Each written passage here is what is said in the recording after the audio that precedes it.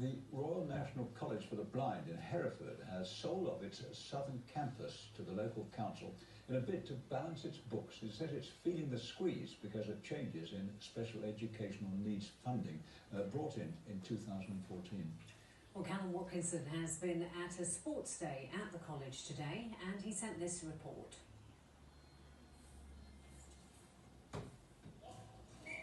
Next summer, pending a few pesky qualifiers, Carly Holder will be representing Britain at the Olympics. Not a dream the shy, visually impaired teenager she used to be would ever have dreamed. I think goalball's kind of changed my outlook on sport. So, you know, I can play sport, I can be competitive in sport, but also it's given me confidence in everyday life. So to lead sessions, or you know, to help others, or just not to be very quiet and reserved maybe half the time. Is that a description of you when you were a bit younger, maybe? Yeah, I think so, yeah, definitely.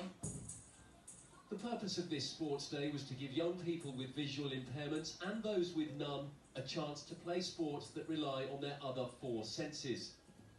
While integration is encouraged here at the Royal National College for the Blind, bespoke education for visually impaired students is fiercely championed. And for 5 years now, that has been under threat from a funding squeeze in special educational needs.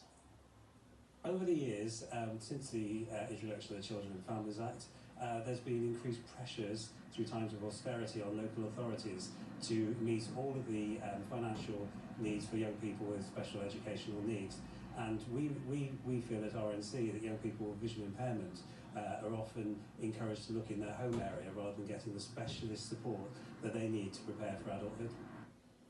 The solution has been to sell almost £5.5 million worth of real estate to Herefordshire Council.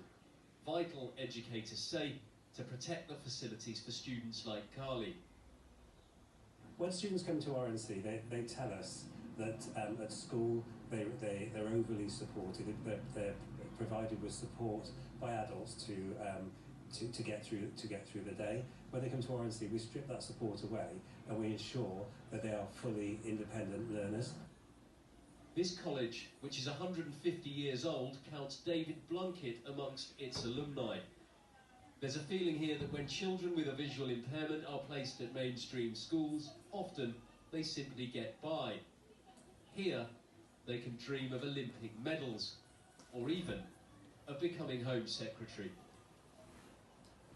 Now, the Royal National Institute for the Blind estimates that there are 10,000 children and young people in the UK whose level of visual impairment is such that they would benefit from the bespoke education on offer here. And that charity also estimates that only 10% of adults in the UK with full visual impairment are in full-time employment. Now, they say there's a clear connection between the lack of bespoke provision for visually impaired children and young people and that low level of employment. And the only way to bridge that gap, they feel, as do the staff here, is to retain bespoke facilities like this. That's Callum Watkinson reporting. You're watching ITV News Central, and still to come on the programme.